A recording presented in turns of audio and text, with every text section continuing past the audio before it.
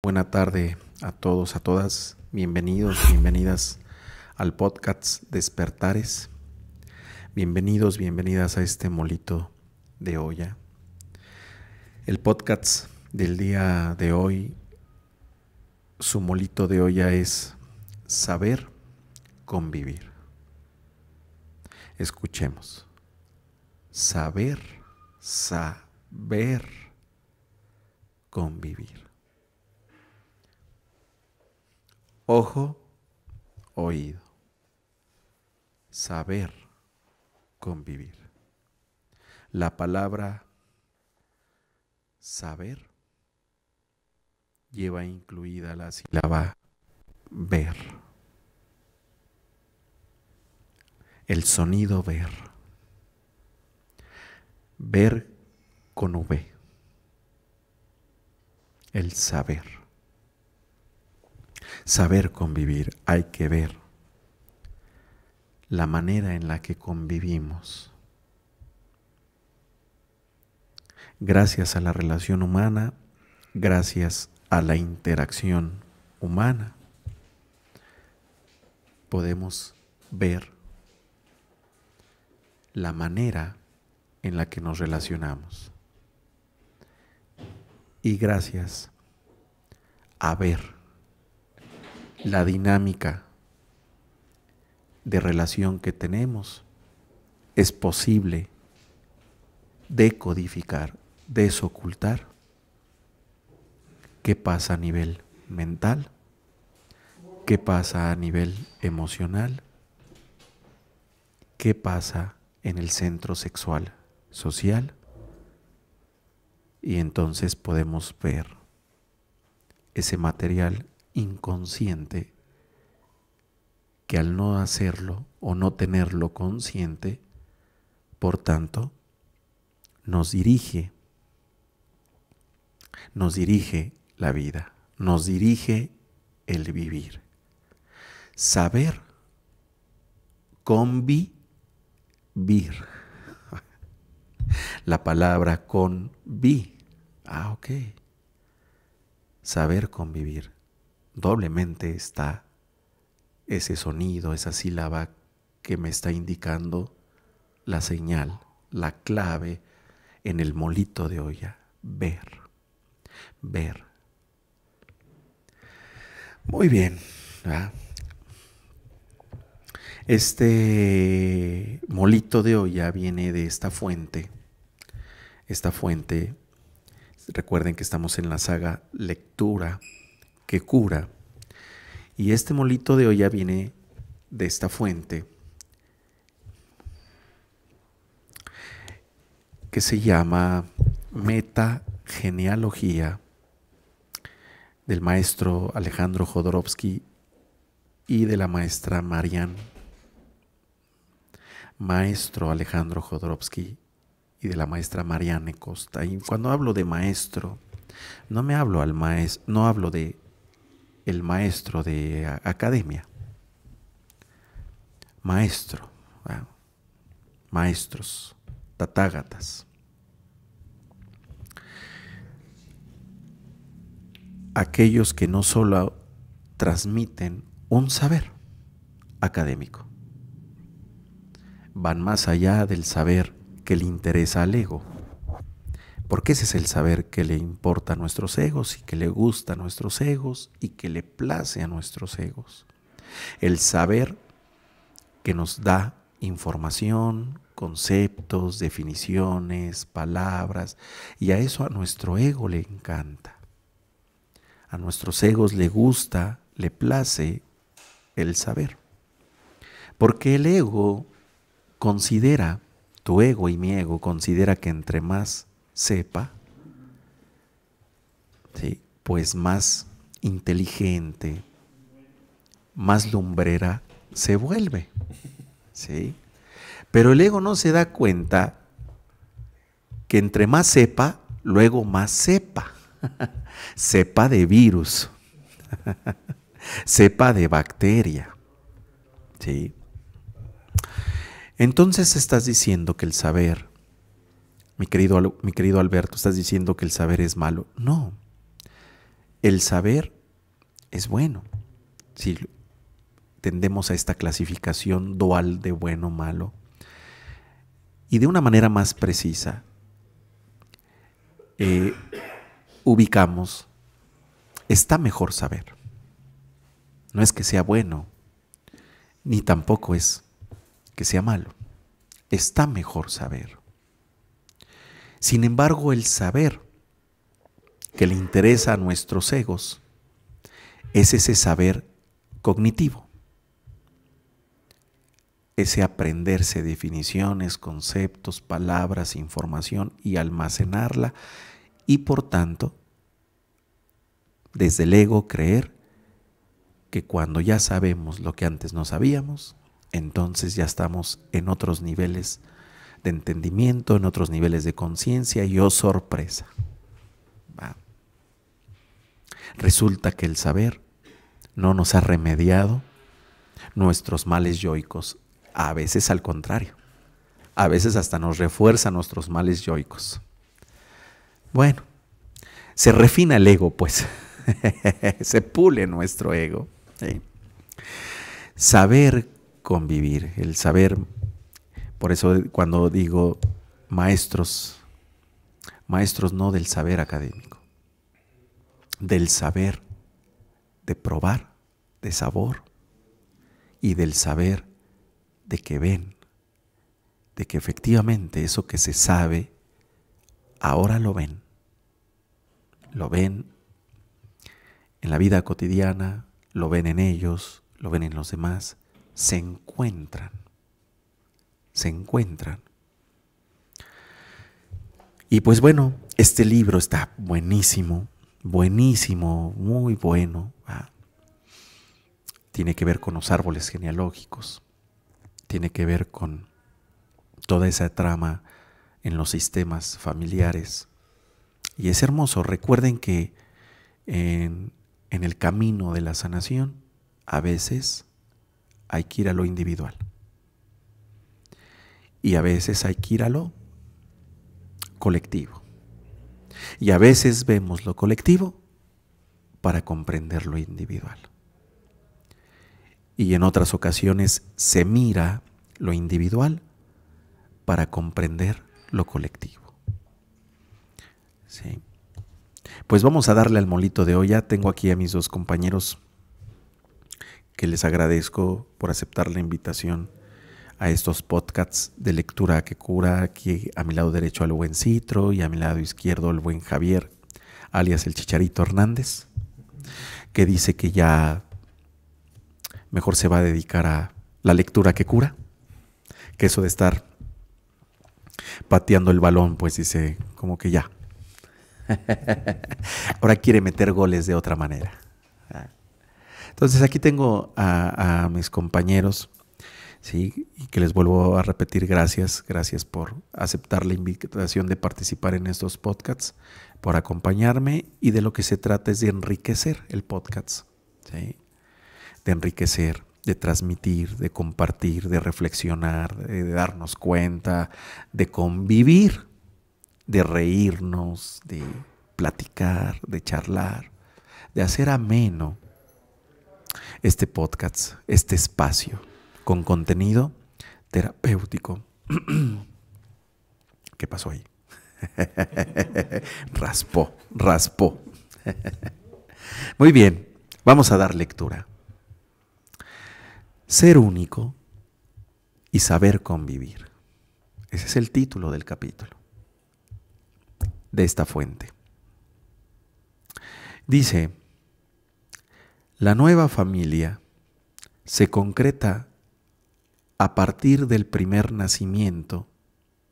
También se podría decir que a partir del primer embarazo, incluso si éste llegara a interrumpirse, el niño o la niña esperado puede, a partir de ese momento, llegar a ocupar un lugar muy importante en la memoria familiar.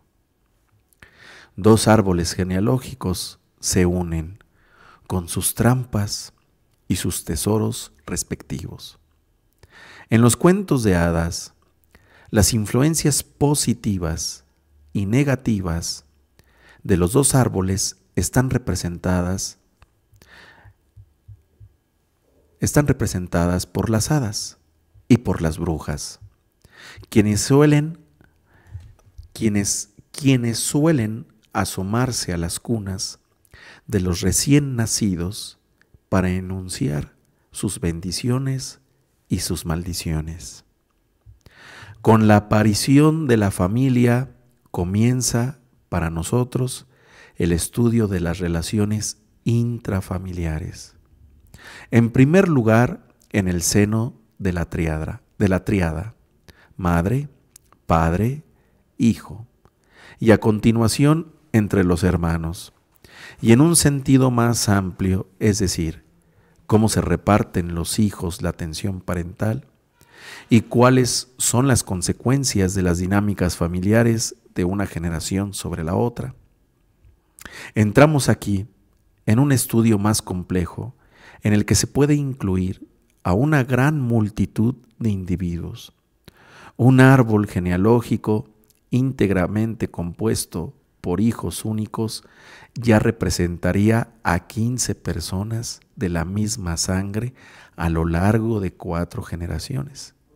Sin embargo, y en el caso de que todas las hermandades sean muy numerosas, esa cifra puede llegar hasta la centena en árboles en los que las familias cuenten con un número de hijos que oscile entre 8 y 12.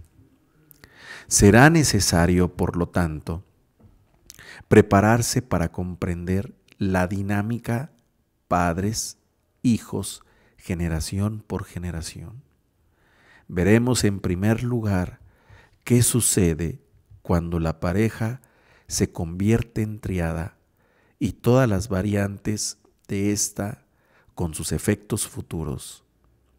Más adelante nos interesaremos por la forma en la que nacen los conflictos en el seno de las hermandades y cómo se enquistan a causa de la incapacidad de los padres para tratar a cada uno de sus hijos como un ser único.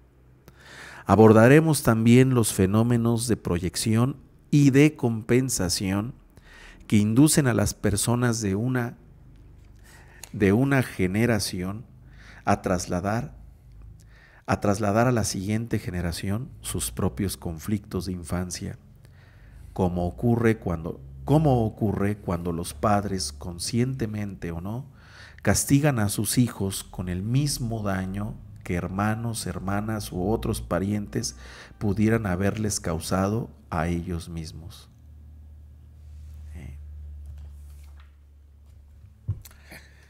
Va de nuevo, va de nuez. ¿Estamos, mi Javier? Atentos, mi Javier, y mi buen Citro. Y acá anda el buen Noé también, allá anda. Bien, vamos. ¿Sí? O sea, nos está dando la introducción, pues. Nos está dando la introducción al tema. ¿Sí? Al capítulo. Ser único y saber convivir. La nueva familia se concreta a partir del primer nacimiento. También se podría decir que a partir del primer embarazo.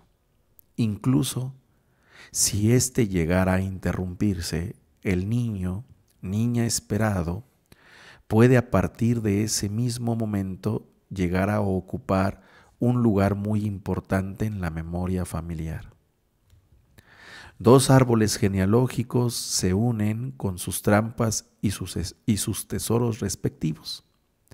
En los cuentos de hadas, las influencias positivas y negativas de los dos árboles están representadas por las hadas y por las brujas, quienes suelen asomarse a las cunas de los recién nacidos para enunciar sus bendiciones y sus maldiciones. Con la aparición de la familia comienza para nosotros el estudio de las relaciones intrafamiliares. En primer lugar, en el seno de la tríada madre, padre, hijo, y a continuación entre los hermanos en su sentido más amplio, es decir, cómo se reparten los hijos la atención parental y cuáles son las consecuencias de las dinámicas familiares de una generación sobre la otra. Entramos aquí en un estudio más complejo, en el que se puede incluir a una gran multitud de individuos. Un árbol genealógico íntegramente compuesto por hijos únicos ya representaría a 15 personas de la misma sangre a lo largo de 4 generaciones. Sin embargo, y en el caso de que todas las hermandades sean muy numerosas, esa cifra puede llegar hasta la centena en árboles en los que las familias cuenten con un número de hijos que oscile entre 8 y 12. Será necesario, por lo tanto, prepararse para comprender la dinámica padres, hijos, generación por generación. Veremos en primer lugar qué sucede cuando la pareja se convierte en tríada y todas las variantes de esta con sus efectos futuros.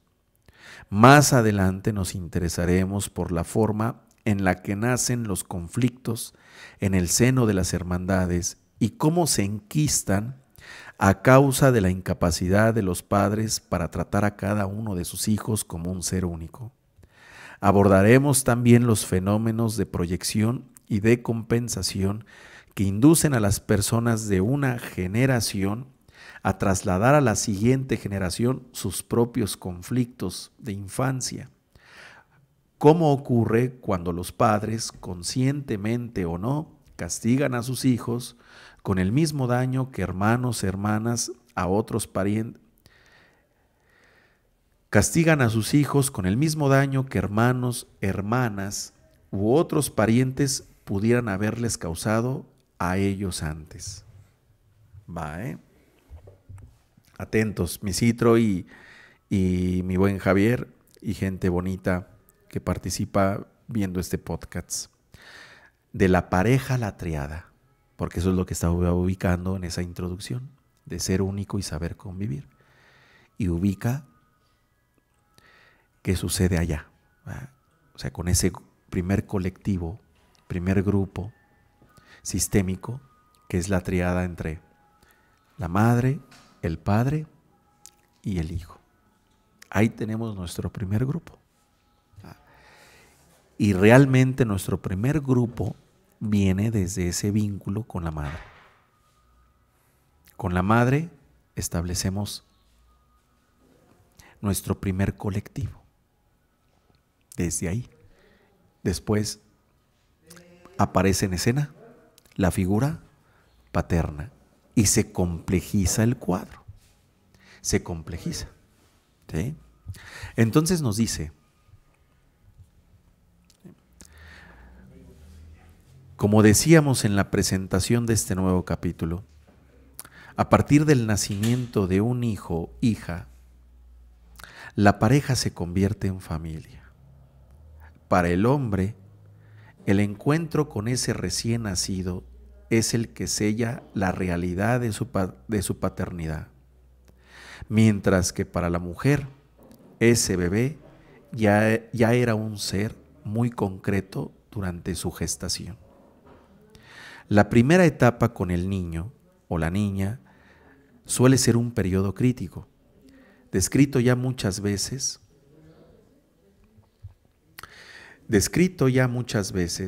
que puede vivirse como una fase paradisíaca o bien llena de angustia.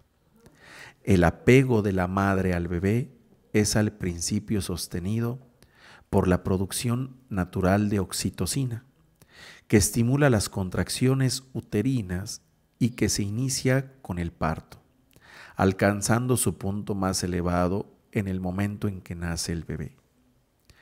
Siempre que la mujer no esté expuesta al frío, al estrés, a una luz intensa o incómoda y su intimidad sea debidamente respetada.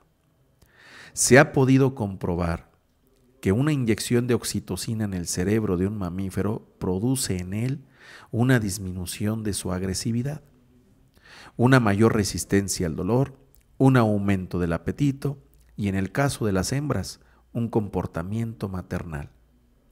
Estos efectos duran más en las hembras que en los machos.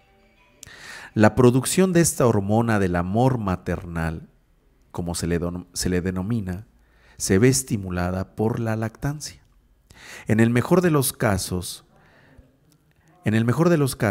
pues la madre estará enteramente volcada hacia su bebé recién nacido. Pero no todo es, sin embargo, tan agradable para el hombre con el que comparte su vida. Para el hombre con el que comparte su vida, esta situación puede resultar desconcertante. Cuando él se percata de que la atención de su mujer se vuelca completamente hacia el recién nacido, que por consiguiente se convierte para él en un obstáculo o en un rival. Ya iniciamos, ¿verdad? Ya iniciamos con esas cuestiones que luego uno ve acá en los colectivos grupales. ¿Ah? Colectivos grupales psicoterapéuticos.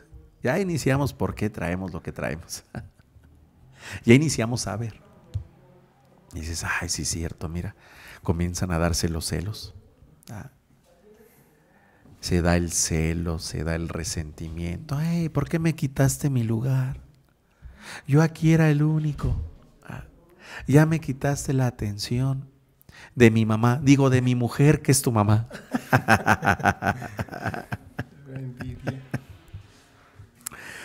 Sí, por eso dice que por consiguiente se vuelca completamente hacia el recién nacido, que por consiguiente se convierte para él, o sea, para el papá, para la figura paterna, en un obstáculo o en un rival.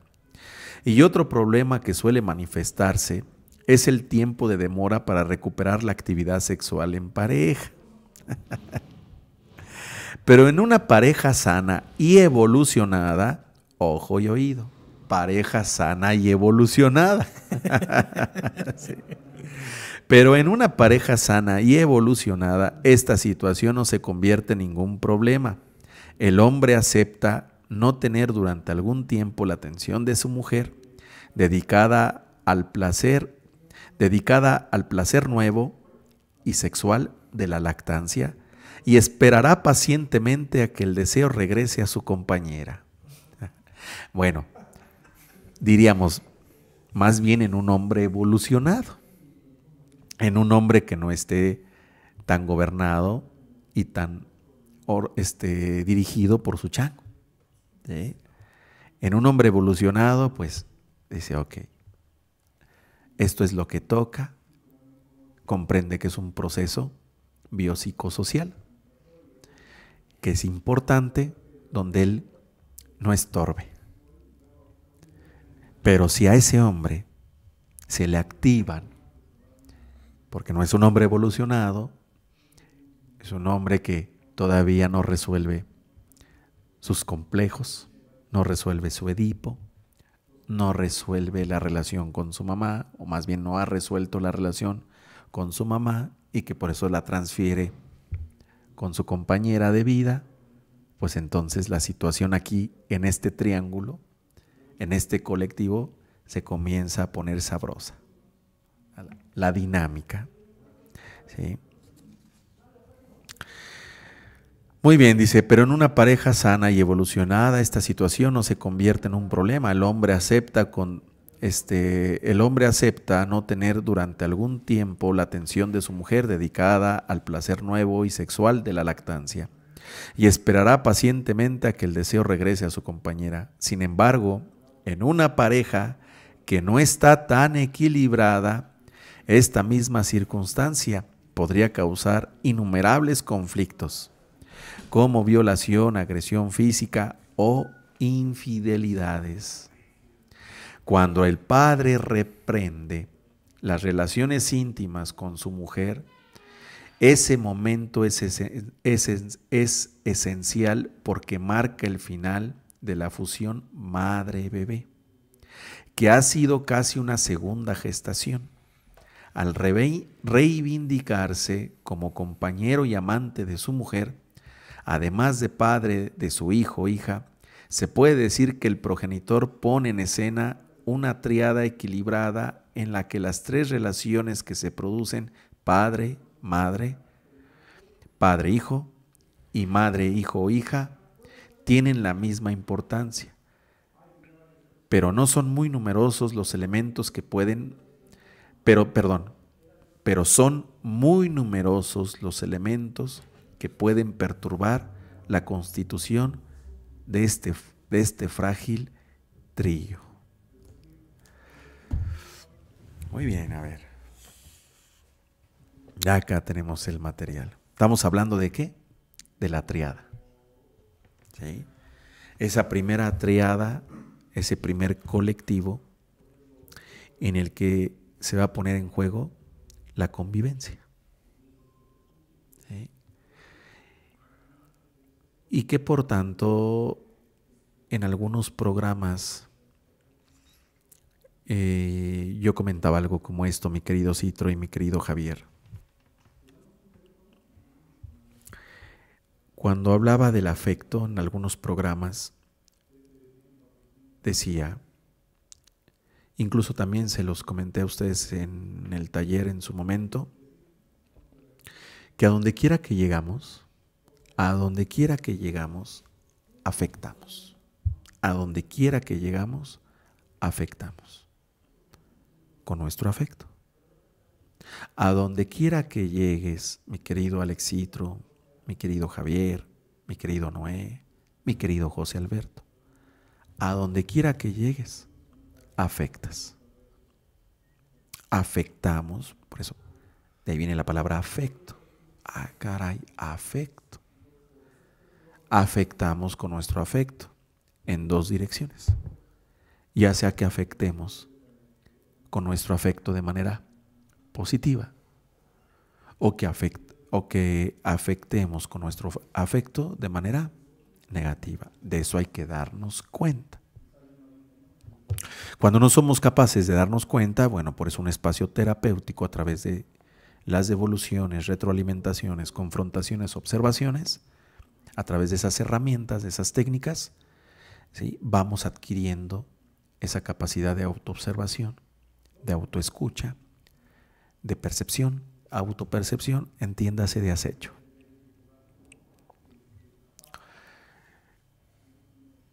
A donde quiera que llegamos, afectamos.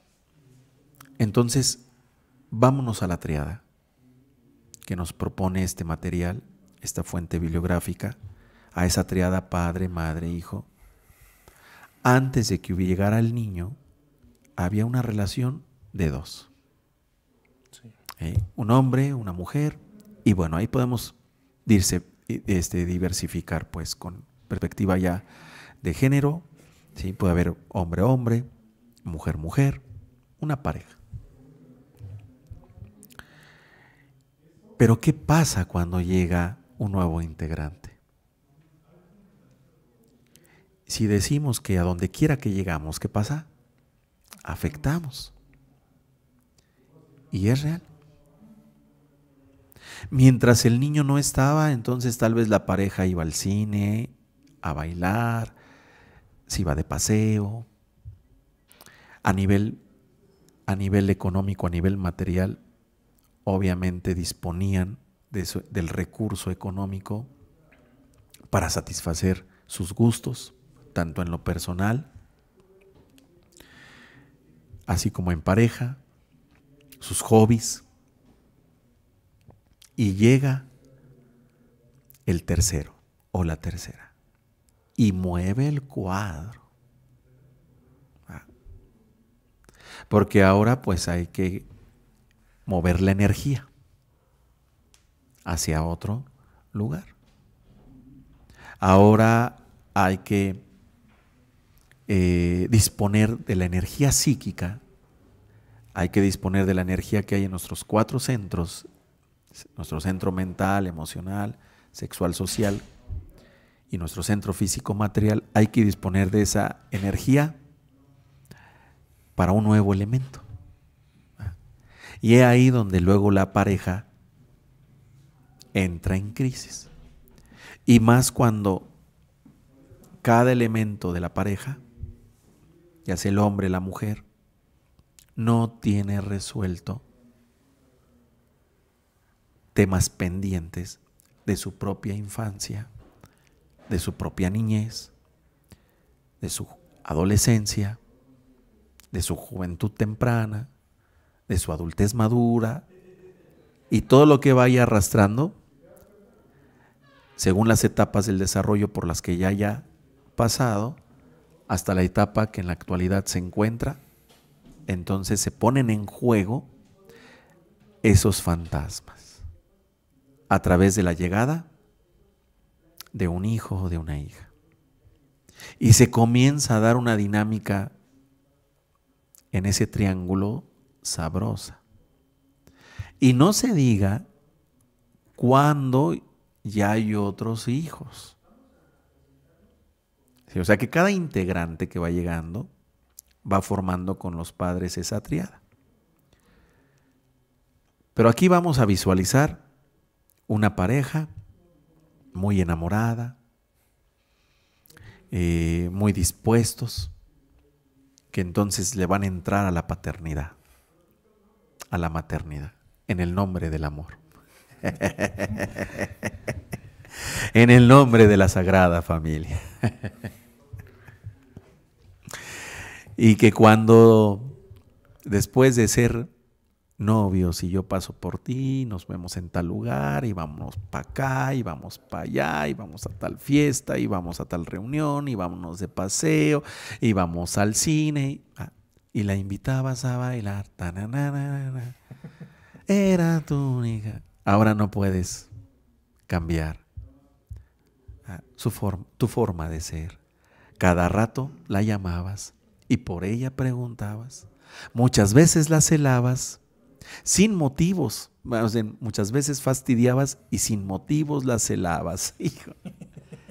No. Entonces cambia el trabajo. Eso me gusta mucho porque en ciertos ejercicios de introspección fuertes con ciertas herramientas ancestrales, cambia el trabajo. Es hermoso como esas herramientas ancestrales. Es un comercial. Estás acostado, te mueves hacia un lado, hacia tu lado izquierdo, cambia el trabajo. Te mueves hacia el lado derecho, cambia el trabajo. Te sientas, cambia el trabajo. Vas al baño, cambia el trabajo. Regresas del baño, cambia el trabajo. Pero hay una constante siempre. Estás trabajando. ¿Sí? Entonces cambia el trabajo. Éramos 2 y ahora ya viene y vamos a hacer 3 y cambia el trabajo. Y está interesante. ¿Sí? Muy bien, a ver. Denle. ¿Quién de ustedes dice yo?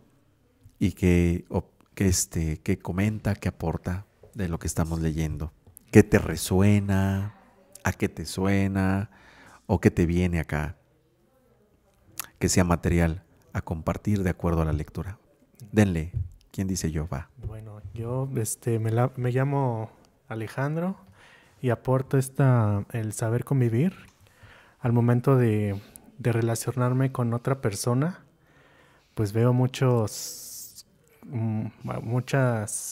aspectos de la otra persona que me incomoda al momento de estar conviviendo, en dado caso que sea su noviazgo, una pareja, bueno, formar una relación de noviazgo o de pareja, y pues muchas circunstancias que llegan a surgir de momentos en diferentes lugares, en el cine, en una comida, en un desayuno, en una plática, y ver esas situaciones que incomodan, o más bien que me incomodan, pues es también ver esa incomodidad en mí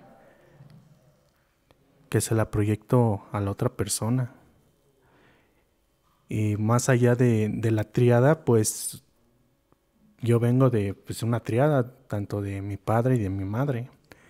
Y ese tipo de dinámicas pues son de mucho aprendizaje, porque estoy en la posición de hijo, y muchas actitudes o la manera de responder pues la veo en uno de mis padres, ya sea mi padre o sea mi madre. Y pues ese tipo de actitudes, la manera que responde ya sea mi padre o mi madre, pues yo también las tengo. Y sin olvidar esta parte de la triada, pues de también estar como, tener a mi pareja y pues también como, no la toques, es mía. Bueno, ni es mía, pero yo imaginando que es mía. ¿Pero a quién le dices no la toques? Al otro, a un otro. ¿Pero quién es el otro? Su amigo, su amigo de esta persona. Yo pensé que nos estaba diciendo a ti y a mí, Javier, o al Noé. No. No la toques, hija chinga, pues arriba las manos. Arriba. Las manos quietas. Las manos quietas, compre. Pinche Citro se puso bien acá, bien intenso, mi Javier, acá.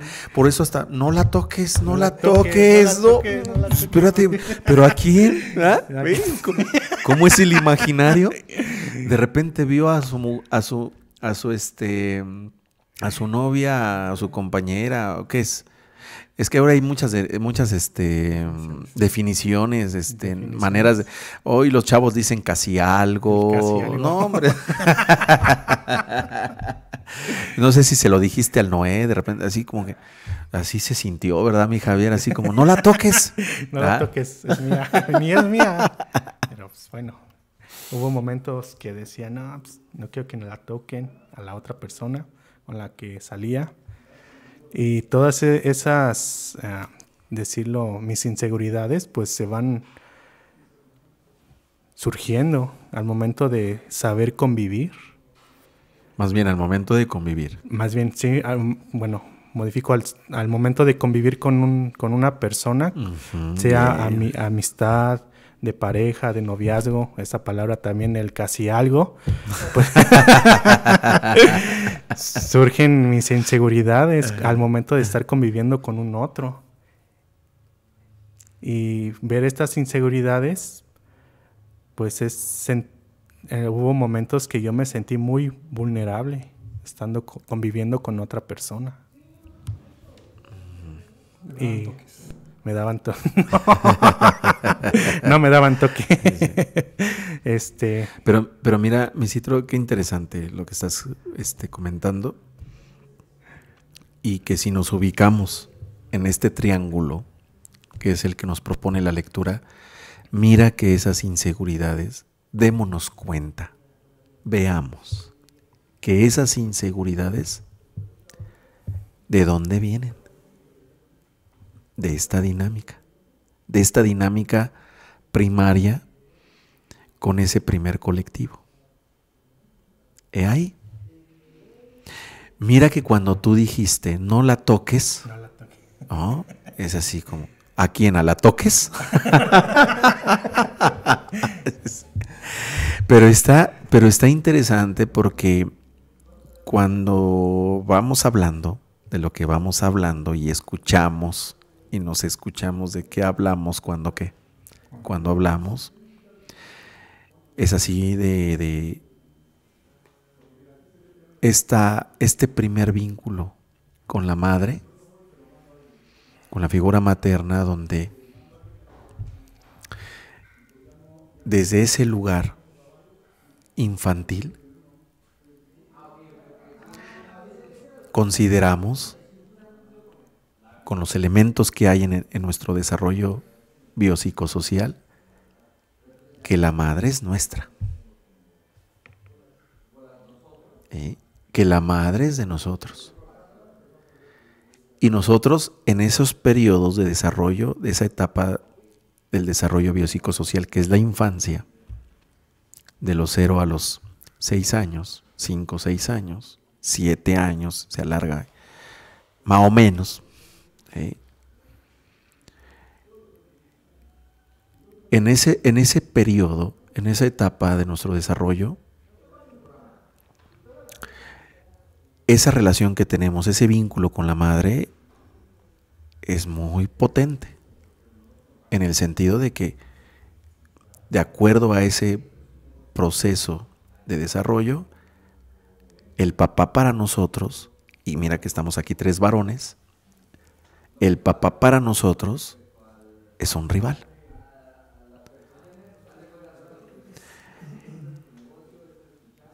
Que para el niño, hablando de un varón, que para el niño el papá sea un rival en esas etapas, sobre todo en esa etapa psicosexual llamada la etapa fálica, que el papá sea un rival, eso es parte de la etapa. O sea, es un proceso por el que hay que atravesar. Pero se pone complejo el asunto cuando nuestro padre, pues resulta que no tiene resuelto esos vínculos con su mamá, con su papá, y que por tanto, que nosotros siendo niños veamos como rival a nuestro padre, eso es parte del proceso. Pero que nuestro padre, por no tener resuelto esos temas, también nos ve como rival, ahí se arma un cóctel sabroso, una dinámica sabrosa que nos va a traer o que va a generar implicaciones a nivel mental, emocional o por ende socioemocional. ¿Por qué? Porque el padre es el que tendría que tener ciertos recursos para comprender ese momento. Sin embargo, al no contar con esos recursos cognitivos, emocionales, el padre ve a su hijo como un rival. Y que el niño compita con el padre, eso es normal porque es parte del proceso, pero que el padre compita con el niño por la atención de la mamá, pácatelas. Se arma chido el cuadro y después crecemos,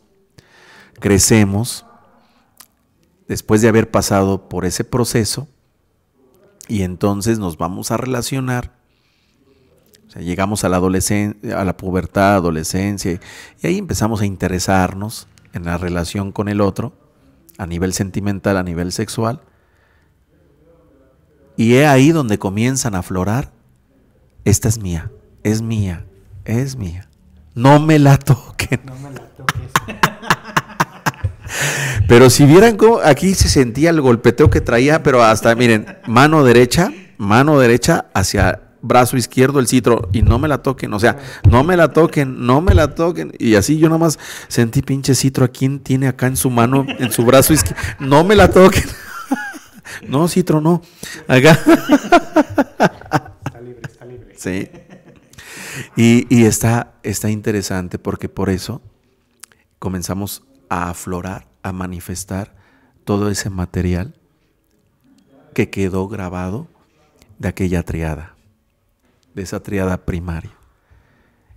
Y es ahí cuando en esos primeros momentos en nuestra vida donde empezamos a tener experiencia en el término de la relación a nivel sentimental, sexual, pues vamos dando ya manifestaciones de que tenemos dificultades de apego, o tenemos dificultades de relación, o tenemos dificultades ya emocionales, ¿sí?, para con el otro. Y es cuando entonces al otro lo queremos ya sea absorber, controlar, apegarnos, y a nadie más voltees a ver más que a mí. A nadie más voltees a ver, solo yo.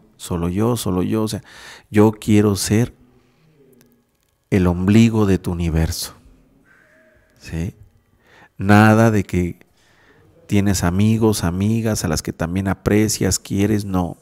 Todo ese afecto tiene que ser para mí. Y es cuando entonces ver, saber,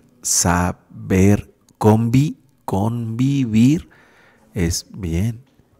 Miremos, ¿a quién le estás haciendo ese reproche?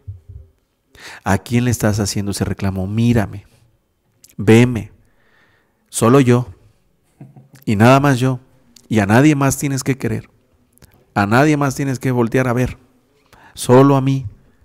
Y aparentemente más bien en lo manifiesto, se lo estamos haciendo a Lucrecia, a Chona, a Macaria o a Casimira. Pero a nivel energético, a nivel inconsciente, a quien le estamos haciendo el reclamo o a quien le estamos haciendo la exigencia o la demanda, pues es a la mamá. Es a la mamá, y por eso rivalizamos con los hombres. Rivalizamos y competimos con el varón. Y nos conflictuamos con los varones, con los pares, en cuestiones de género, nos conflictuamos con los pares por el objeto amado. Y de una manera más precisa, por el objeto deseado. Y es ahí donde nos hacemos personas con comportamientos de celos, de control, de apego, de dependencia. Y se pone interesante el cuadro, porque eso nos va a llevar al drama. O sea, nos va a llevar a generar la trama, el drama y después el lolol, mi Citro. Entonces, si no la tocamos, Citro, no la tocamos, va. Dale, ya. Sí, Citro, es tuya, toda tuya. Échale, vas a decir algo más ahí. Sí, y añadir de que pues este tipo de dinámicas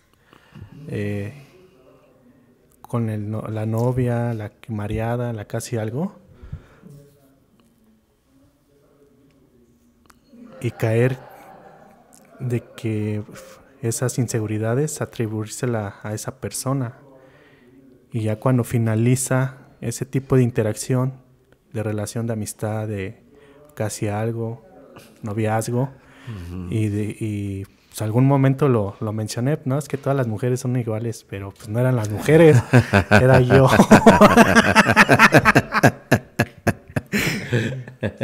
Bueno, eso es lo que también quería aportar. Sí. Gracias, mi Citro. Dale, mi Javiercillo, a ver, ¿qué aportas? Buenas tardes.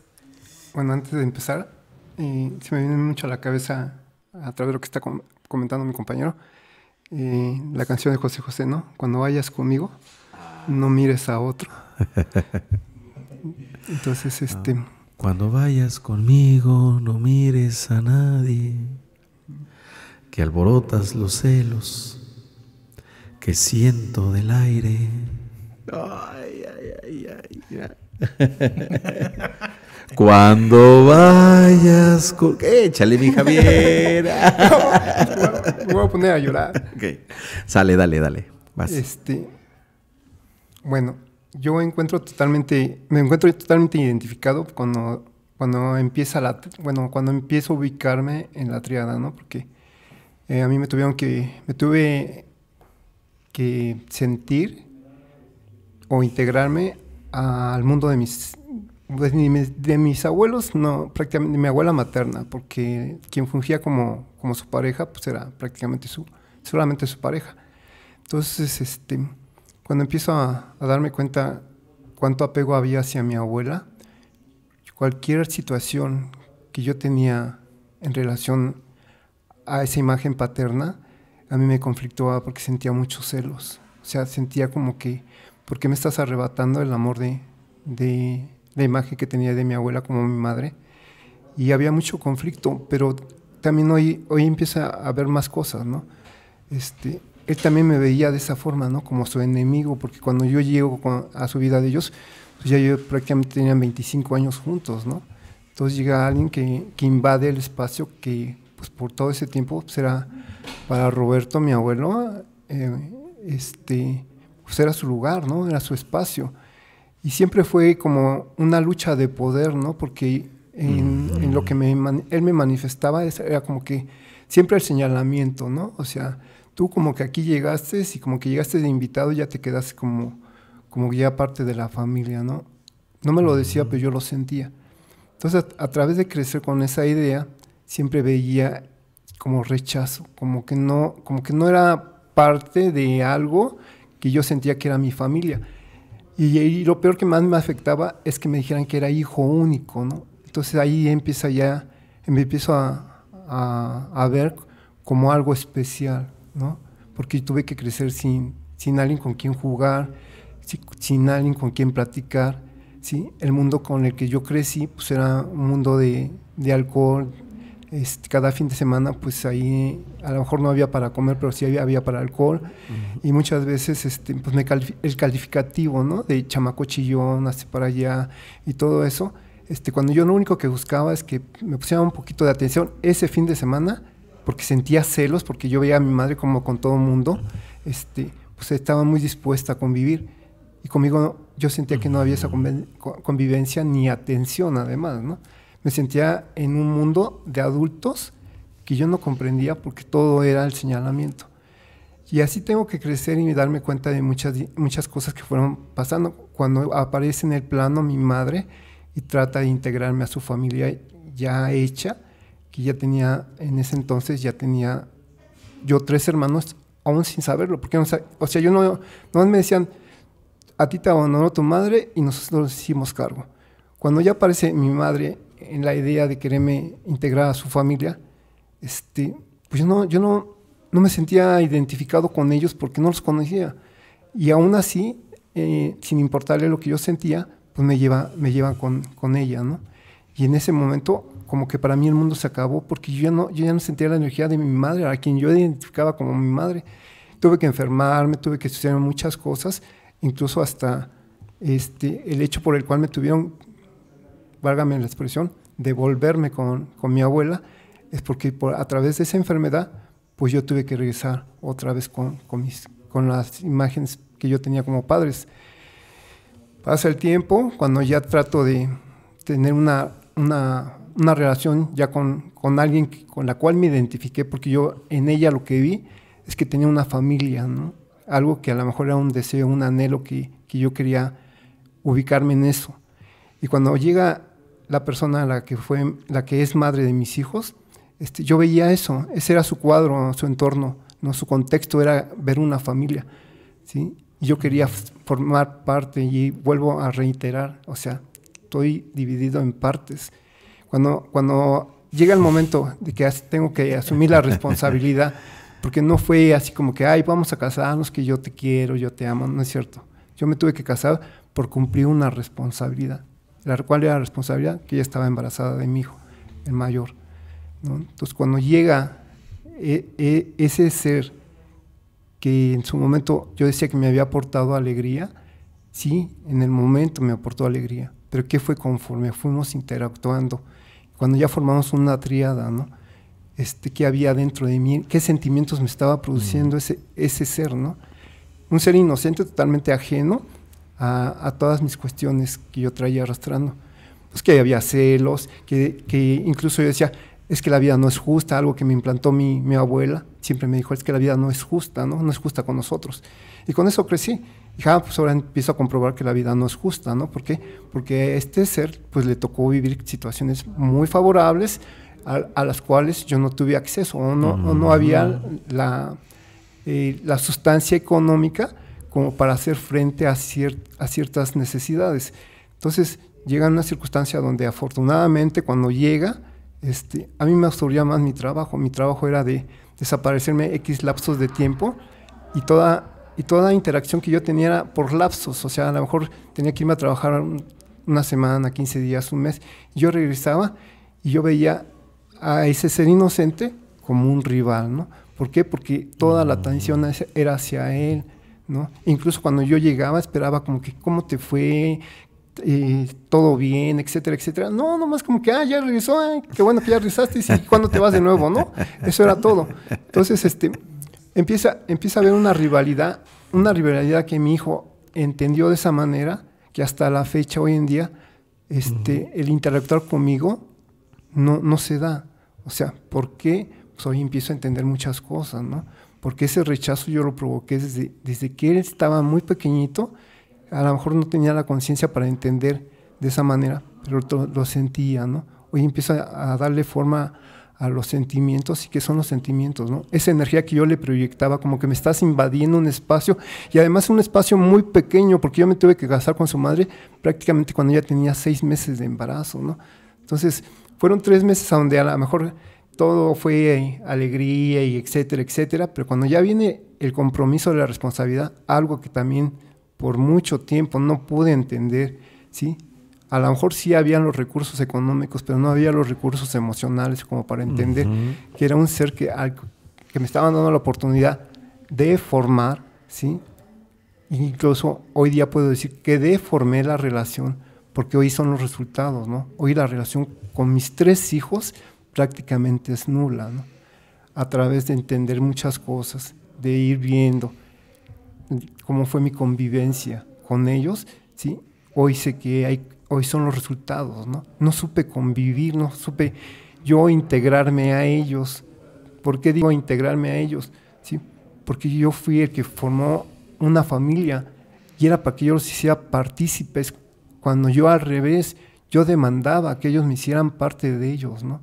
Y sobre todo a la mamá, había una solución no resuelta con la madre, ¿no? Entonces yo envidiaba ese amor que su madre, ¿sí?, les daba a esos niños, y además yo me sentía incluso excluido de ese amor. ¿Por qué? Porque no supe generar esa energía de amor. Simplemente yo era el proveedor, simplemente yo era el que llegaba, dirigía, ordenaba, y después me desaparecía por X tiempo. Y así tuve que entender muchas cosas en las cuales hoy día, cuando digo, la familia que tuve, no es cierto, nunca tuve una familia. Lo que busqué fue un ideal, un anhelo, un deseo, pero realmente que fuera una realidad, no. ¿Por qué? Porque ni siquiera sabía ser parte o podía convivir con algo que totalmente era desconocido para mí. Gracias, mi querido Javier. ¿Cómo ves, Citro, lo que nos aporta, lo que nos comenta el buen Javier? Bueno, pues al momento de relacionarse, pues uno no toma en cuenta las maneras que llegan a surgir. Y algo que mencionó Javier, pues será estos temas no resueltos que tiene él, y pues los llegó a manifestar en ese momento con su hijo, bueno, con su familia como tal, su pareja y sus hijos. Y no, más bien, pues uno actúa con lo que tiene, o lo bueno, o así da lo que uno tiene, pero muchas ocasiones uno mismo no ve lo que uno da a los demás, o la manera en que interactúa con los demás. Sí, pues entendemos que nos relacionamos con los recursos que contamos. Con los recursos que contamos.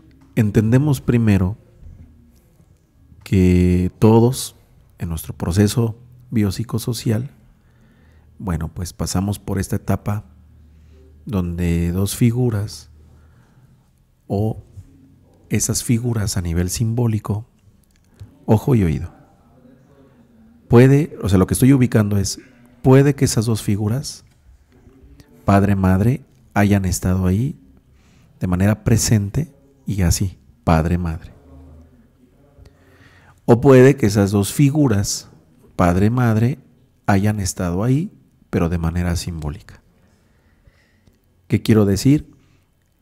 Que esos 2 representantes, esas 2 figuras siempre están, independientemente si de manera literal está papá o está mamá. Alguien, si no está papá, mamá como tal biológico, alguien siempre viene a hacer esa chamba, a hacer esa función, a hacer esa representación. ¿Sí? Alguien siempre viene a representarnos a la figura materna o a la figura paterna en caso de que esas figuras biológicas no estén. Ahora, la dinámica de ese triángulo, que es un triángulo, o sea, son 3 personas, es amplia, y les comentaba, es amplia, es profunda, y les comentaba que ahí se empiezan a rotular, se comienzan a rotular o se rotulan ciertos patrones que después son los que vamos a llevar a cabo en los demás colectivos, en los demás grupos a los que en el proceso de desarrollo nos vayamos integrando. Y que por eso yo les comentaba, en el taller grupal de acompañamiento psicoemocional hay un referente que se llama orden y manejo de toda relación, orden y manejo de toda relación. Y aquí podemos mirar desde esa triada cuándo es cuando entonces se rompió el orden. Que los padres, por lo no resuelto en ellos, entonces tomen al hijo, ¿sí? Tomen al hijo como un bastón, tomen al hijo como un apoyo, cuando ellos son los que tienen que dar. Y el niño tiene que recibir. Y resulta que hay niños, hay niñas que miren, niños, niñas que nacen con una energía bonita, una energía fina. Y los padres están en estado guachicolero y sácatelas. Se cambian los papeles. ¿No? Le chupan la energía al niño, o sea, lo estoy diciendo de manera metafórica, es decir, rompen con el orden. Entonces, ese niño, esa niña, después crece y aparentemente aprendió así como a hacerse cargo a nivel inconsciente de su papá o de su mamá o de su papá o de su mamá, eso que se llama hijo parental. ¿Quién es un hijo parental? Ese hijo que tomó el lugar que le correspondía a papá o que le correspondía a mamá. Quedó parentalizado ese hijo. Y el día de mañana, que ya no es un niño, ya es un adulto, es el adulto que al relacionarse con los demás, ¿sí?, va relacionándose de manera codependiente. Va relacionándose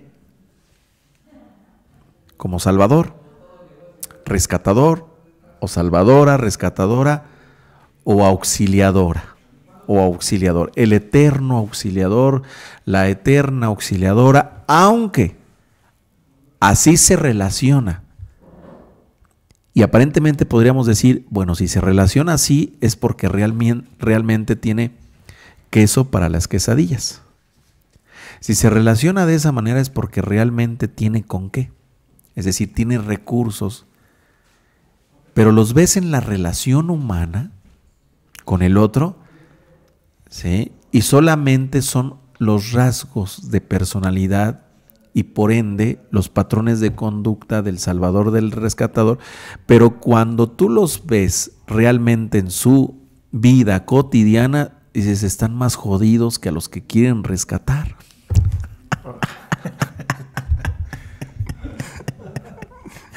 Están más jodidos que a los que quieren salvar. ¿Sí? Que desde su imaginario ellos creen que sí es posible rescatar al otro. ¿Y quién es el otro? Quien le representa su figura paterna o materna. Entiéndase, quien representa a esa figura que realmente no hizo la función de padre, no hizo la función de madre, y que entonces el niño terminó colocado imaginariamente en el lugar del padre, o sea, desde el imaginario del niño, de la niña, y ve a sus padres indefensos, vulnerables, débiles, y más si el niño en esa triada escuchó la historia de papá o de mamá, donde papá y mamá cuentan, mira hijo, yo cuando tenía tu edad, el niño tiene 4 años, tiene 3 años, y hijo, cuando yo tenía tu edad yo quería unos tenis como los que te estoy comprando ahorita a ti. Hasta parece terapia. Ay, el niño tiene 3 años, sí papi, nada más se le queda viendo. El padre, la madre no se le da cuenta cómo carga de manera sutil al niño con esa hay una carga y es sutil. La carga de que el niño va sintiendo, ¿sí?, que su padre, esto que se llama injusticia, donde después el niño no sabe que se llama injusticia, pues simplemente el niño lo que experimenta es, desde el amor ciego, experimenta el deseo de, después yo voy a ser el que te va a dar, papi, mami. Yo me voy a hacer cargo de ti, papi, mami, porque tus papás, es decir, mis abuelos, no se hicieron cargo de ti. Y el niño, de manera inconsciente, sutil, queda cargado o cargada de esa información, y es por eso que después el niño, la niña, de manera inconsciente y a nivel imaginario, se coloca en el lugar de papá de sus papás. Y así es como después se relaciona en los espacios terapéuticos, en los espacios laborales, en los espacios académicos. Es decir, ahí a donde ve a quien está, entre comillas, necesitado o necesitada, es decir, ahí a quien ve como quedó codificado en su imaginario a nivel inconsciente la figura del papá o de la mamá, dice ahí, con esos es con los que se relaciona, ya sea hombres y mujeres, ¿no?, el salvador, el rescatador, y ahí va a auxiliarlos, aunque no se da cuenta que eso es de lo que después se va a quejar.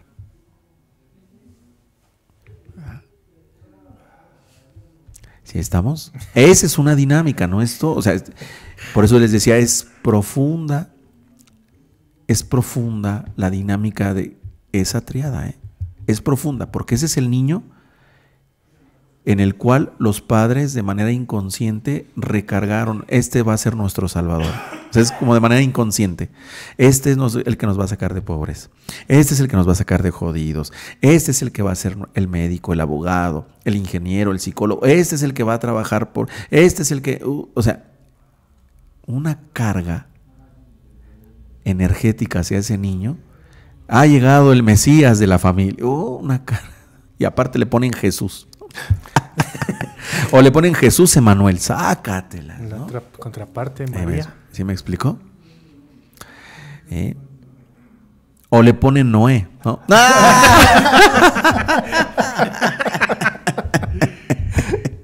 Y luego ves a los Jesús Emanuel, a los Chavas, a los Salvadores, a los Noés, a todos esos que cargaron con nombres de un hijo que supuestamente tendría que salvar, rescatar a la humanidad, y cuando miras a esos personajes, es decir, a esas personas en la vida cotidiana, son los que ves más jodidos. ¿Sí? Pregunta Beto, ¿es cuando se está creando una deuda energética? De los padres. ¿Sí? Los padres están generando la deuda con el hijo.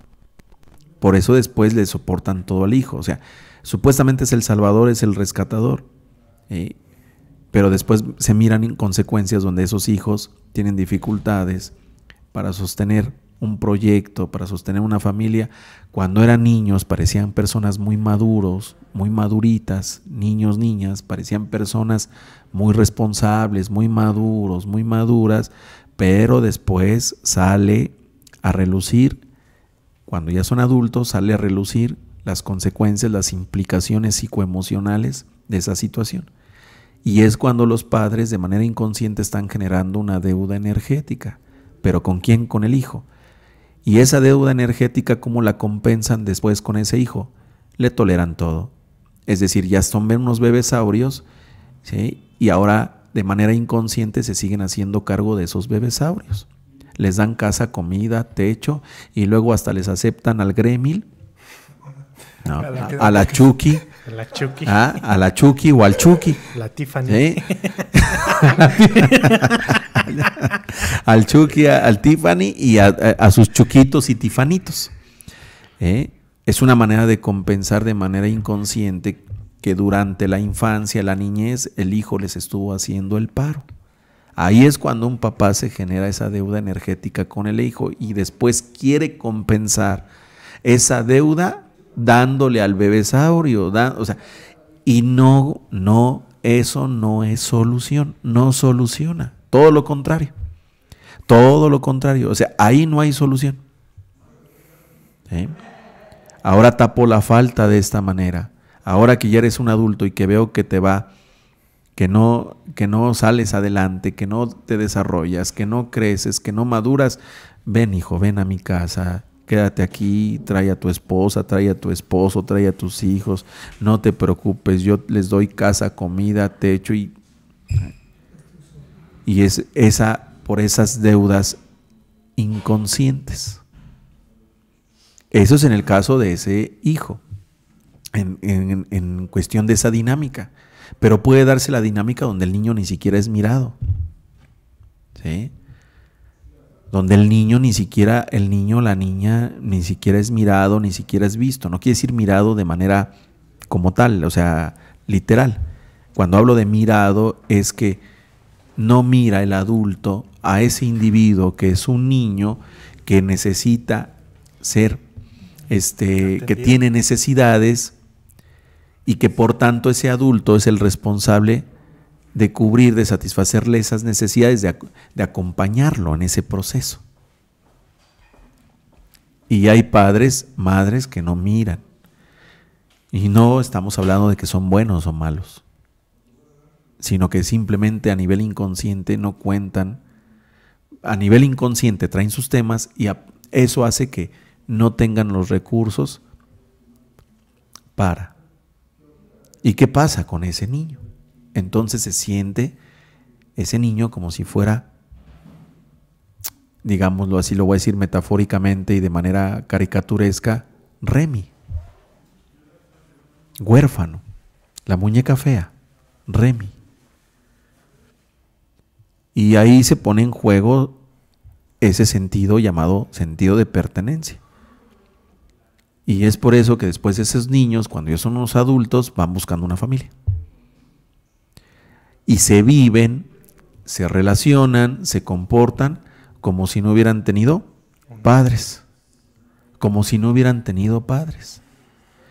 Y cuando se relacionan con un muchacho, con una muchacha, cuando se relacionan con un varón, con una mujer,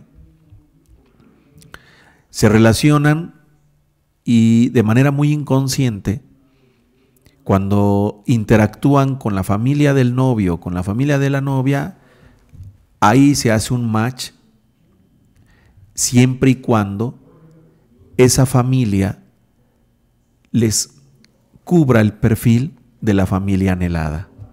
¿Y qué quiere decir? Ese varón, esa mujer que alguna vez fueron esos niños no mirados, que se viven como si estuvieran en estado de orfandad, cuando conviven con las familias del novio o de la novia, se enamoran de las familias. Se enamoran más de la familia que del novio o de la novia. Y se aferran. Y se aferran. Y se aferran a esas familias. ¿Por qué? Porque a nivel inconsciente, ese es un anhelo. Ese es un deseo.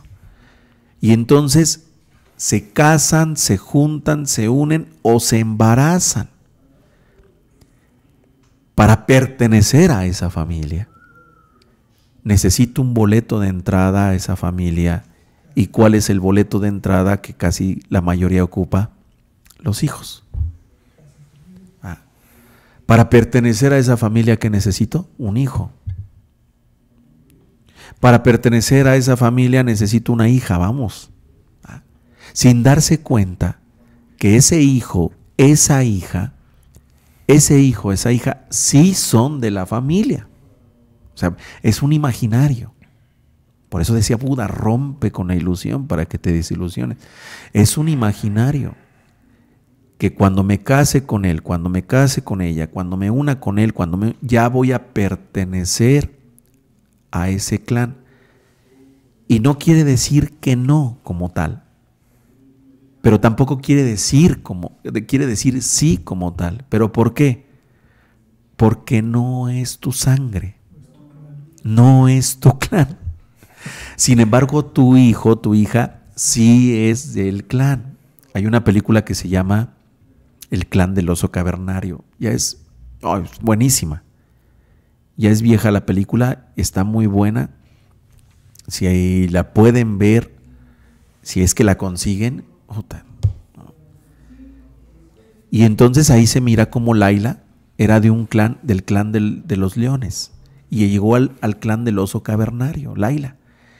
Y el clan del que venía Laila estaba más evolucionado que del clan del oso. Total que aceptan a Laila, y no crean que la aceptaron así como con fanfarrias, flores y con gusto. ¿Sí? Solo dos elementos del clan la reciben. Todos los demás elementos la rechazaban, etcétera. La repelían. Pero después Laila tiene un hijo con alguien del clan. Y Laila, dentro de su proceso evolutivo y de desarrollo, se da cuenta que su hijo sí era parte del clan y que su hijo tenía que seguir en el clan, porque después su hijo iba a llegar a ser el dirigente del clan. Y eso era bueno para el clan, puesto que tenía genes de ella, y esos genes de ella hacía que ese niño tuviera más capacidad. Pero Laila comprendió algo, que ella tenía que separarse. ¿Sí? Está buenísima. Entonces, cuando nos enamoramos de las familias, de los novios, de las novias, y para pertenecer a ellas buscamos casarnos, o buscamos algo que amachine, algo que... Y eso que son los hijos. Que amarre. Que amar, esos son los amarres. algo que amar, y esos son los amarres. Y que no te toques. Esos son los amarres, y te va a funcionar un tiempo. ¿Sí? Te va a funcionar un tiempo, porque entonces, mira, y entras. Hasta que va saliendo de la ilusión, del engaño, del autoengaño, y dices, o sea, mi hijo sí es parte del clan, mi hija sí es parte del clan, si son familiares de mi hijo, míos siguen siendo políticos. ¿Sí? Hasta que me doy cuenta que voy buscando una familia, porque me vivo, me pienso, me siento como si no tuviera, o como si no hubiera tenido esos padres. Y realmente sí los tuve. Pero tiene que haber un proceso de sanación donde tenemos que asentir lo que fue, lo que sucedió. Así fue, así sucedió. Yo a veces acá en el taller grupal de acompañamiento psicoemocional, por eso cuando les hablo del referente, de orden y manejo de toda relación, y de los referentes de asistencia y de valor, tú puedes mirar desde dónde una persona llega a un espacio grupal, desde dónde, y desde dónde llegamos de manera continua, desde nuestros egos. ¿Y qué es llegar desde nuestros egos? Desde la falta. ¿Y qué es llegar desde la falta? Significa llegar a un espacio a nivel inconsciente, a que ese espacio, ¿sí?, y los referentes de ese lugar no se estén satisfaciendo la demanda, es decir, nos tapen la falta. Y aquí, por eso, ¿qué se mira? Las faltas. ¿Sí? ¿Qué se mira en términos de la relación humana? Por eso aquí lo dice Jodorowsky. Esto, cuando entonces hablamos de familia, se abre un campo fabuloso donde empezamos a hacer este estudio de las relaciones intrafamiliares. Ahí en un espacio terapéutico se pone de manifiesto se pone de manifiesto la dinámica que cada uno de nosotros interiorizó en ese núcleo llamado familia y sobre todo en esa relación con papá y con mamá. Y miramos quiénes no resolvieron el problema con el papá. Y miramos quiénes no resolvieron el problema con la mamá. Y miramos quiénes no resolvieron el problema ni con papá ni con mamá. Y miramos que por eso estamos bien afectados, para no decir otra cosa. ¿Sí? ¿Y qué pasa en el espacio terapéutico? Ve lo que sucede. Sí.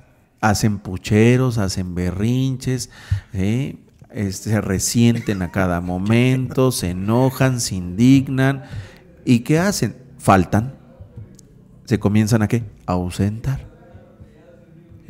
¿De dónde viene? ¿De dónde viene que nos comportemos de esa manera en un espacio grupal? De la tríada Ahí familiar. está. De lo no resuelto.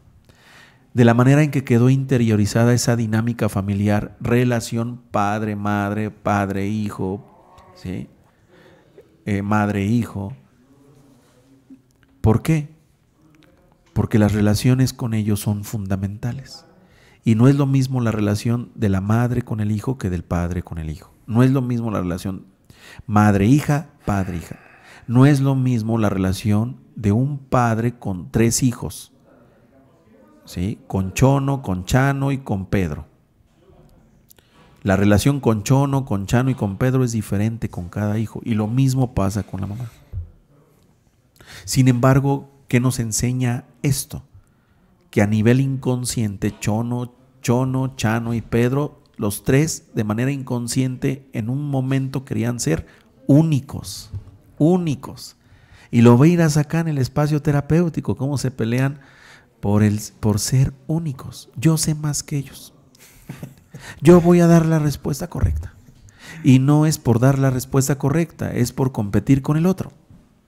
Es por demostrarle al otro, ¿sí? Y llenarle la pupila a quien en ese momento nos representa la figura paterna, se llama terapeuta. Mira, papá, yo sé más que todos.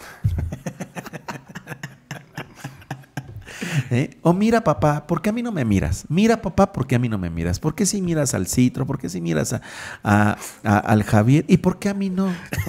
¿Ah?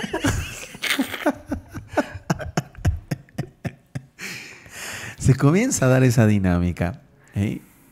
Y si tuvimos madres que entonces nos absorbieron por sus temas, por sus historias, por sus traumas, por sus miedos, y no nos permitieron y no impulsaron el pasaje de madre a padre. Y si tuvimos padres que estando ahí tampoco hicieron corte, no tuvieron el valor como aquel león del Mago de Oz.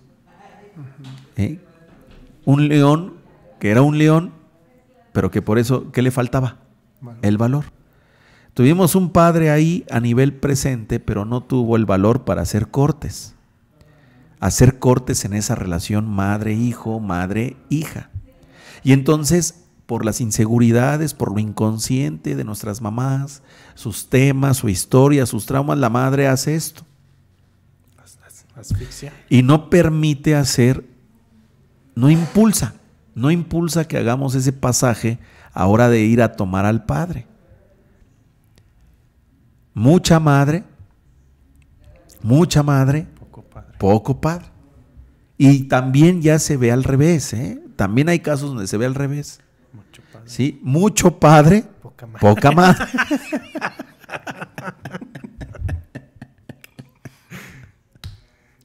¿Sí? Y al no haber ese pasaje, he ahí personas con dificultades para lograr metas, para lograr objetivos, para lograr proyectos.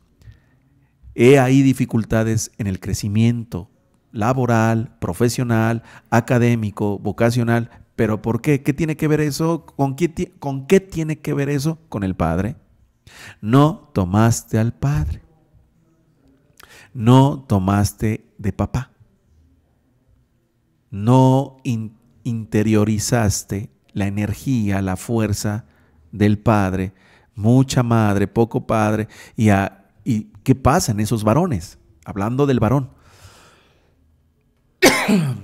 No la hagas de a tos. Exacto. Por 2. Por 2. Por 3.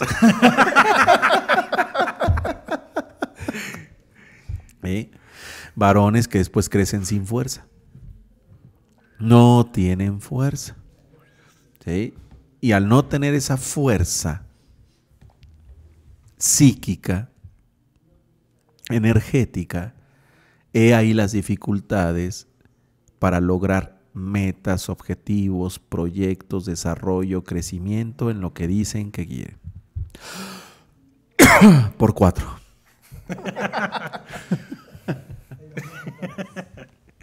Muy bien, vámonos. Vámonos. A ver, conclusiones. ¿Qué concluyes? ¿Les parece bien si el siguiente podcast, el siguiente martes, damos continuidad? Habíamos dicho del podcast anterior que íbamos a dar continuidad. Ahí está pendiente, pero damos continuidad con este molito de olla. Sí. Conclusiones, venga. Por 6. Por 6. Pues concluir en este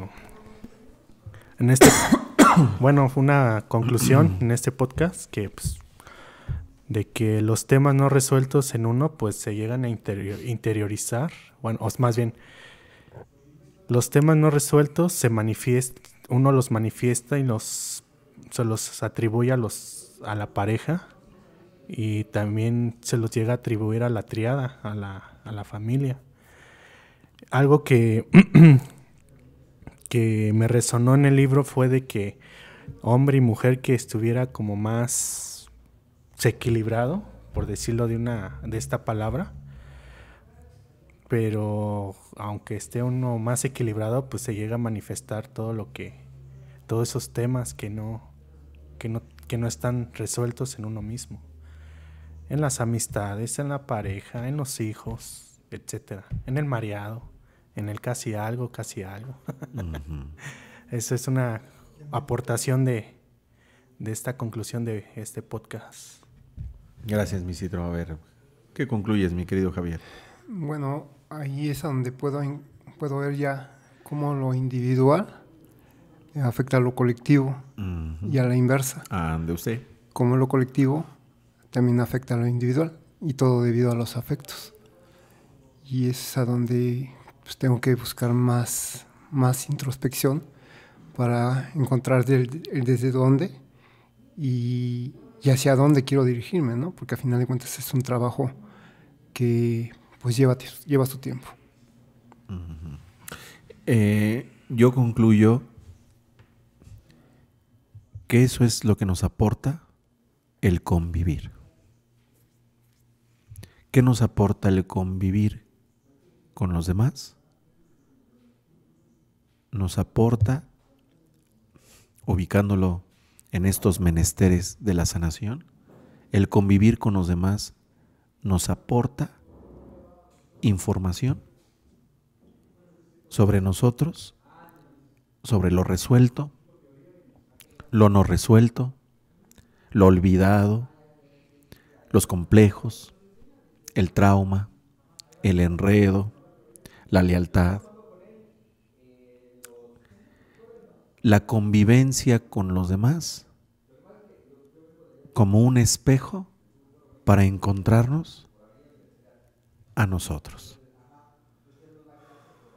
Y que mientras no tomemos, hablando terapéuticamente, al colectivo o al otro como una herramienta que está al servicio de mi sanación, entonces lo único que me la voy a pasar haciendo es proyectando y transfiriendo lo no resuelto.